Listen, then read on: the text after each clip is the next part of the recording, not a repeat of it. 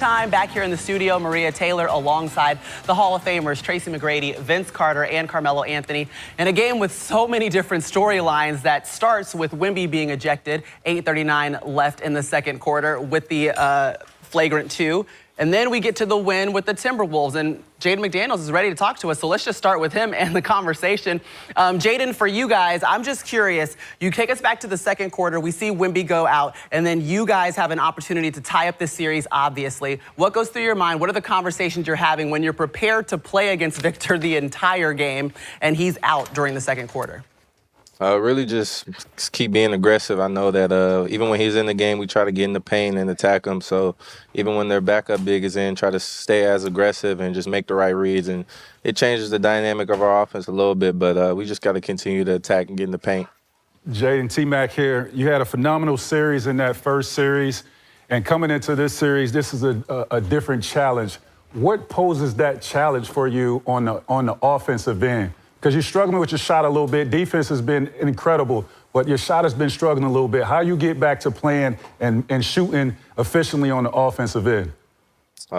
Really just trust the work I put in. I mean, you know, you go through ups and downs, but really just continue to work, and not worry about the misses, just and staying confident and throughout the misses and make. So really just staying true to myself and continuing to work. Jay, you typically have the Wemby assignment, and the moment that he got kind of tossed tonight, your defensive strategy completely changed. Kind of walk us through what you saw open up for Minnesota at the end of the game. Really just us being able to pressure, and then knowing that, because Wemby's kind of like they bailout pass, you know, he's so tall. So just knowing that he's not there and that we can pressure as much as we can and not let them run their sets, and then just transition, we got to get back. There was running super fast on us. But other than that, we got to handle transition. Our off half-court defense is going to be great every time. Jaden, this is VC. Can you tell us what will it take for you guys to win Game 5? Stay together. How this same as this game. We was down.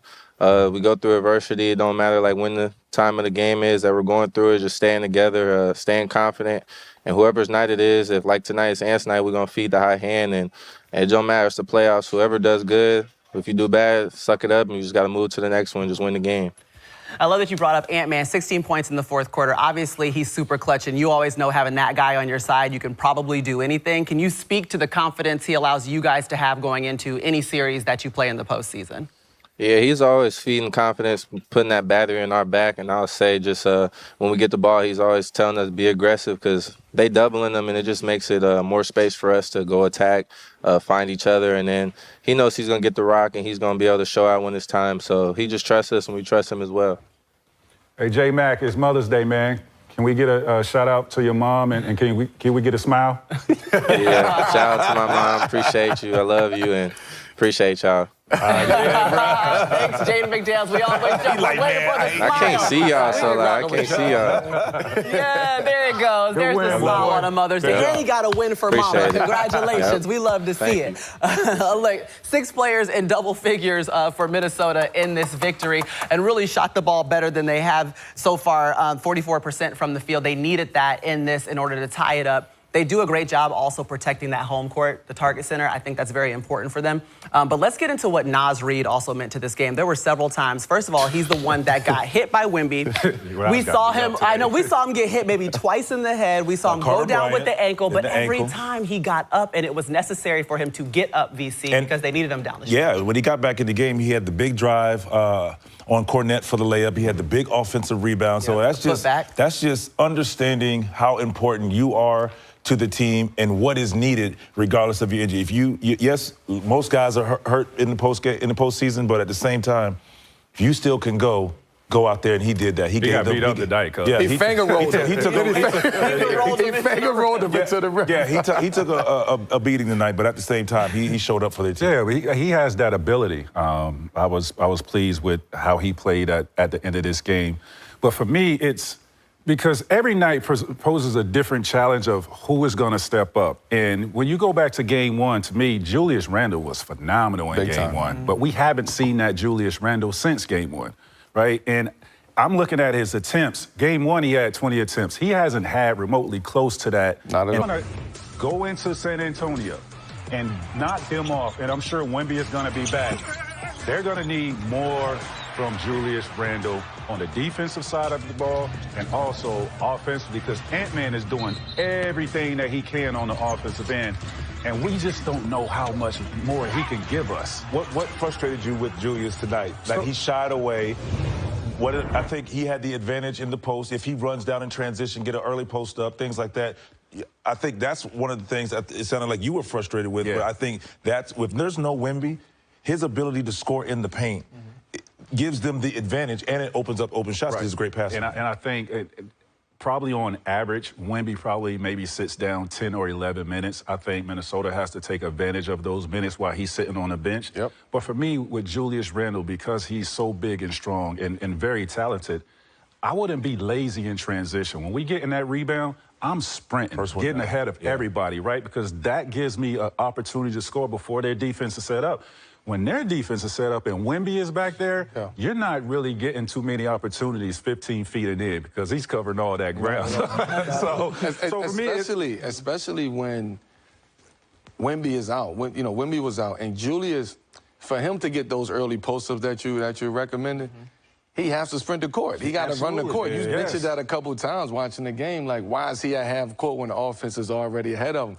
If he can switch that and get them early post-ups in transition, get 6 to 8 points early offense, that opens it up for him everywhere. Bro. Absolutely. Well, that's something that's left on the table, and they still walk away with the win. Obviously, this game is going to look completely different when Wemby's able to play more than 12 minutes and 29 seconds. That's all he was able to put in for this one.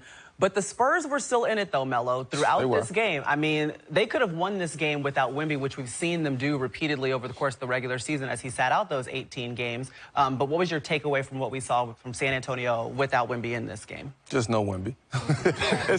No, honestly, it's when you start the game with Wemby, and then you end the game without Wemby, and something, you know, obviously something happened and Wemby got ejected, but it's a different game plan now. We got to switch it up. And we on the road, too. So Minnesota kept their foot on the gas and kept his foot on the gas. Dylan Harper was amazing tonight, 8 for 11, 24 points.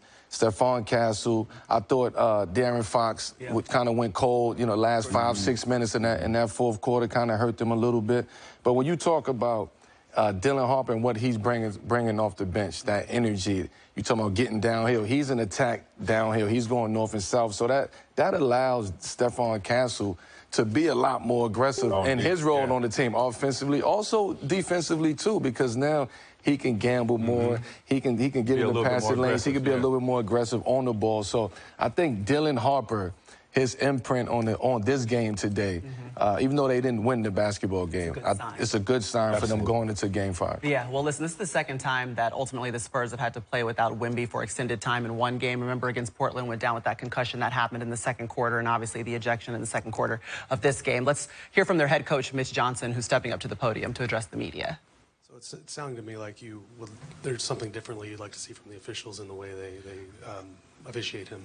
I just think that the amount of physicality that people play with him, at some level you have to protect yourself. Every single play on every single part of the floor, people are trying to impose their physicality on him. I get it. We get it. That's part of the game. But at some stage, he's gotten chucked. He's gotten pushed down in transition, running freely, all the stuff. He doesn't complain one time. We don't complain because we're just going to play. We don't really give a shit, excuse my language. But at some stage, he should be protected. And if not, he's going to have to protect himself. And unfortunately, stuff like that happens. Do you think in protecting himself, his reaction was in frustration then? No, I think it's in getting hit on every play. And so at times you have to create a lead, get a rebound, get a catch, try to stop them from scoring, protect the ball. And so it's gotten to the point I don't know what else to tell him. We've tried to give him fundamental direction on how to deal with it. And at times it seems like that's not enough. By the letter of the law, I think the league is supposed to look at this tomorrow and decide about his status for the next game. Do you think there's any possibility that he should be suspended for the next game? No. Again, I don't even know the legality or the rules, but there was zero intent. They did what they did because of the outcome of the play. So be it. But to have anything on top of that, I think would be ridiculous. Coach, how do you think you guys responded after you got rejected and just maintaining composure and keeping the foot on the gas? Phenomenal. Had a chance to win, things we could have been better at. Didn't close it out the way we wanted to, but I thought the reaction obviously was phenomenal. I mean, we were leading there until the end, and they made some shots. We didn't finish the possession with some rebounds, got some tough whistles. But Minnesota made some plays, and they finished the game. But I thought the guys reacted in a phenomenal way. Well, Mitch Johnson says that there would be no reason for a continued suspension for Wemby here. You guys agree with that sentiment? I agree. Yep. We're going to see Wemby Tuesday. We're going to have him on NBC right here. There's no way they looking for an suspension on this night. No way. Let's move on, man. Let's move on. Yeah, we're not even going to get into that. We'll see Wemby Tuesday night. Okay. We're covering that game. Well, no more chop blocks. Listen, the league reviews, they'll deliver a decision if further punishment is necessary. But the question is, who had a worse night? Did Wemby have a worse night? Or the guy sitting there? That's how Wemby was Cuzzo did. Hey, y'all. Hey, after he said, I'm suspended? He said, what's ejection? I'm ejected? Me? I'm ejected? You're ejected? I'm good. Ejected? He's like the pick number 6 me? I'm better now. I'm better now. Honestly, I think you took it personally. That's a sick look right there. I'm better now. See? Look at that face. Don't this way. Don't worry about that. Keep it right there on him. Keep it right there on him. I'm good. That is the angriest I've ever seen you. You're supposed to be the people's president. What's going on? You're supposed to hold it together. Players mess up. Oh, man. Listen, the Knicks, they held it together. We're going to talk about their run in the postseason after this. All right, we're going to head back to the podium. Ant Mana, Ayo DeSumo, and Naz Reid all sitting down to speak to the media after their win. In the fourth quarter, you guys were down 8. You scored 5 straight points. Did you just kind of feel the game slipping away, or kind of what was your mindset during that portion of the game to kind of reignite the team? Today is Mother's Day, and so I just wanted to win for my mom, and it was just that simple. Was she on your mind all day today? Or for sure, kind of, for sure, yeah. I couldn't lose this game for her, for sure. And what have you learned? And what have you learned over these years? How have you grown as a person without your mother and grandmother? It's draft season, and people remember the photo of you getting drafted. How have you grown as a person since? I mean, the older you get, the more mature you get. But I think it's not just about me; it's the people around me. The people around me, man, they're not just like yes men. It's not a bunch of people that's just willing to do anything you say. These people really want to see me succeed, and they don't let me take a day off. They stay on me. So I appreciate everybody that's in my circle, but that's enough about me. Let's ask about my team. I can do that. Naz, you check into the game there at the end, and you're next to both Julius and Rudy. We've seen that a little bit in the postseason. What kind of goes through your mind or like the group's mind when you guys go with that really big lineup? I ain't gonna lie, I ain't even noticed that. I ain't gonna front. I'm just hooping for real, just trying to make plays. I do more than scoring, so I'm just, trying to make plays wherever I could do, whether it's passing, rebounding, diving on the floor, helping my teammates, get to the basket, screening, whatever I could do. I ain't gonna lie, I didn't even notice that. Yeah, when they don't have Wembanyama out there for the second half of the game, what changes about the way that you guys approach offense? I don't know. Honestly, man, I think it was kind of harder just because, of course, they're a really great team with him on the floor, but they play a lot slower when he's on the floor because, everything is evolved around him. When he's not on the floor, everybody is playing. It's just like, when every team is missing their best player, everybody plays free. They get more shots, more confident. So I think it was a lot harder, honestly. Naz, in terms of taking the elbow, were you surprised? How much did it impact you? How much did it hurt? And have you been hit like that before in this game? Pain is weakness leaving the body. That's it. Ant, you want to talk about your teammates? Finchie just talked about Naz's defense this whole series. Can you talk about what he's contributed? Yeah, man. I tell Naz all the but it's not just his defense, it's his offense. Like, his 3-ball wasn't falling today, and I told him, play off the catch. Like, they're going to run you off the line just because they know you're a great shooter. And find other players, find your teammates, get to the rim, crash the offensive glass, and he did all that. He had a big-time rebound at the end of the game to kind of seal the game. And, yeah, he just been playing hard for us, like, this entire time, man. He dive on the floor. He do all the little things that other people don't want to do. So, yeah, he know I love him. That's my brother. I know stylistically you said it kind of shifted, without Wemby out there. But did you all feel it felt like late? You got a lot of stuff at the rim. Did you feel like the rim was a little bit more open? Yeah, of course. In the fourth? Yeah, of course. I mean, everybody know the rim's going to be a lot more open when he's not on the floor. But for them offensively, yeah, they play a lot more loose when he's not on the floor also. But, yeah, I mean, he's 8 feet tall. So he going to cover up the rim anytime he's on the floor. Haya, you had a very good energetic game within the third minute. What mindset do you have in the fourth quarter? Who you talking to? Ayo. Oh. I'm sorry, I didn't hear you. Oh yeah, I was talking about the last 3 minutes. It was very energetic for you. What was your mindset like? Towards that moment. I just wanted to help impact the game any way I could. Of course, 3 for 12, I didn't have the best offensive night, but, you can't control the ball going in the hoop. You can always control your mindset, your attitude, being there for my teammates the whole game, man. Down the stretch when my number was called, I just wanted to be there and help my team get the win. And this time of the year, it's all about getting the win. And I just wanted to help contribute any way that I could down the stretch.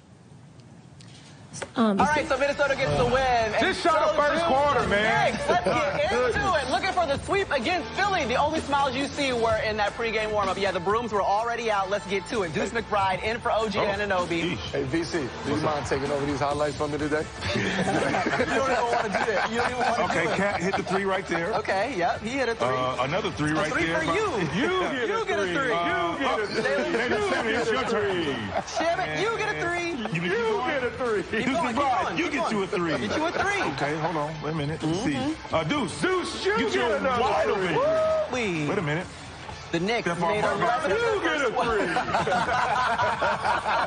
my goodness. Bro, 25 made 3s. You're not winning that game. Another one. Right back at you. That thing, it wasn't even touching the rim, bro. 100 points in 3 quarters is crazy. Listen, guys, the Knicks 25 made 3s ties an NBA playoff record. Nick Nurse went to sleep. Man, we understand, Nick. Yeah, we understand.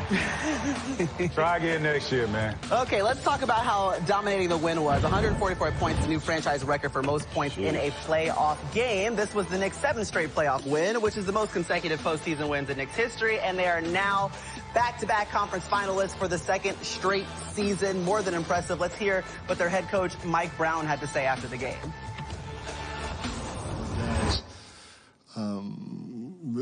They've tried to take it to another level with their focus on the details and their energy and effort level. And that's a lot of reason why we're playing pretty good basketball. That's, when you talk about the elite and the great in any business, I don't care what business you're in, there's one word that stands out. It's the word consistency. The elite do it every freaking play, even if it gets boring or monotonous, and that's what we have to figure out to see if we can do. If we can do it every play, then we have a chance to be elite. Tyrese, can you describe what it was like playing again against the Knicks here, where their fans come down here and kind of take over your home arena? Do you use it as fuel going it forward in any way? absolutely sucks, if I'm being honest. It just sucks, bro. It just sucks, man. It just sucks. That's really all I can say about it, man. It's hard. It's definitely difficult. You know what I'm saying? And it's only one way to put a stop to it, and it's we have to go out there and win these games. Just being completely honest, we were better when we played them in the Garden this entire season. I know we lost game 2 and 1, but game 2 was better. Regular season was better. Here we was, I was telling them it felt louder here for them than it did in the Garden. And it's well, we got to put a stop to it as a team. Winning these games, that's what's going to make, our fans louder than theirs or whatever. I don't know how to keep them out. I don't know the logistics of it, but it does suck. I can't even lie. It definitely does suck. Tari's doesn't know what to say, but we would like to say that the party is over for the 76ers. So we're going to turn off the lights. It was real, though, man. Yeah. AJ, tell me where you're going on vacation, man. Might meet you there, bro. It was good to see Joel back, though, man. The question is, who had a worse night? Was it Nick Nurse, the 76ers, when he had to lean back, take a deep breath? That's a frustrated man, right? Or was it Vince Carter? Hey, Vince. Hey, Vince, I'm going to, you know what? You my guy. I'm going to go with Nick Nurse. Nick Nurse had the worst night. Because we had a pretty You got a number 6 pick. It just caught me off guard. You got a number 6 pick. That's all. It was called I don't know. off guard. It's like the lighting. Like, you look dark. You know what I mean? Like, you're grimacing. Like, it was really all bad. Like, you were It was a dark moment for you know I didn't really have. I didn't have the NBC. Yeah, Studio One lights. I didn't have Studio One lights. Yeah, you got some life to you. Look at that. Hang in there, boy. We good. We good. Well, just like we just did Philly, man. We turned off the light. We turned off. And NBA turned off y'all light since y'all ain't get the top 4. We're good, bro. You like this? I'm better now. Okay. It'll be fine. All right. Okay, let's You talk good, about... I'm good, cuz. I always Yeah, the want to Brooklyn check on Nets big colors. cuz. I didn't realize you had the colors on today. Come on, man. I thought this through. My guy. Yeah, my guy. Back to the drawing board. All right, let's talk about who actually was great today. The New York Knicks. They showed up, showed out, they did. scored 144 points. They're setting franchise records, doing what they do. They've won all their postseason games by an average of 19 points. They've just looked good while doing it. It seems like all of the pieces to the puzzle are finally coming together for the Knicks. What did you notice about this second-round series? Well, there was a lot of advantages for them, right? They have a guy that can average 30, average 35. They have a closer and Jalen Brunson. But then they have these guys like the Josh Harts that's just going to outplay you. You have to match his energy. A lot of stuff is not going to show up on the stat sheet with him, but man, does he have an impact on winning. And then to see Mikal Bridges come around, like he struggled a little bit in that, well, not a little bit. He struggled a lot in the regular season. Yeah. But in that latter part of the first round and coming out in this playoff series, he's just been magnificent. And with him playing like that, I know OG is out right now, so we're going to wait till he come back. But with Mikal Bridges playing this way, this really, in my eyes, improves their roster and improves my mindset on how I view the New York Knicks in terms of how far they can go now. Okay. Right? I didn't see this before, but with all these guys playing well, Mitchell Robinson has had, I mean, the impact he had on the defensive end and rebounded. I think they could go to the finals. And okay. There's more. And there's more. And I think whoever, not saying they can win it, but whoever they play against, I think they'll give them a run. 6 or 7 games it will go because of how they're playing right now. Now, it was the Philadelphia 76ers. Joel Embiid is not 100%. It was for them offensively because they're clicking on all cylinders. It was easy to find shots because he's in a drop coverage. He can't recover on these guys. So for me, I love where they're at. It's just, it's hard to identify if they're really clicking like that because of 76ers, but I'm going to say they are now. I'm going to take it and I'm going to leave the rest for you since you took all the time. Mike Brown. Mike Brown is the guy that I think deserves a lot of credit because there were a lot of credit. There were a lot of something else. No, you didn't. You gave players. You named half the roster, but not the coach. Wasn't here. So we're on the back end of this. Pause.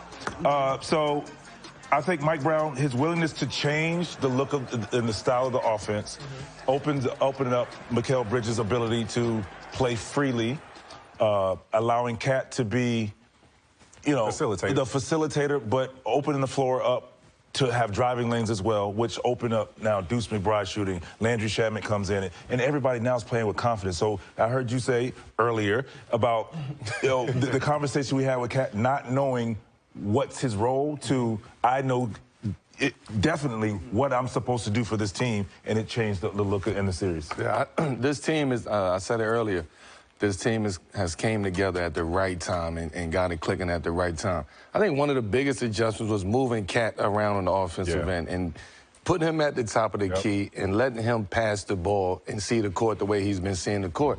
As a result of that, Mikal Bridges is average 17 and a half this series, so It's because he's moving with Mikal is moving without the ball. He's cutting without the ball. Cat, the way he passes the ball, it doesn't get enough. It's not talked about enough because the way he can see the ball, the way he can see the floor, he's 7 foot, he can shoot. He's a dual threat out there, and I don't think Philly had an answer for him. Also, you didn't know what Cat was going to play today. You didn't know if he was just going to pass and rebound and do all the little things, or he was going to come out and shoot threes and score points. You didn't know which Cat, and then JB just brought him home. Yeah, what having him at the top of the key with the ball in his hands, what people don't understand, like, just to see the ball go in the basket just gives you, the utmost confidence. So when you don't have to work all the time having the ball and creating shots, when someone can create an easy basket for you, like, Mikal Bridges, what Cat has done for him,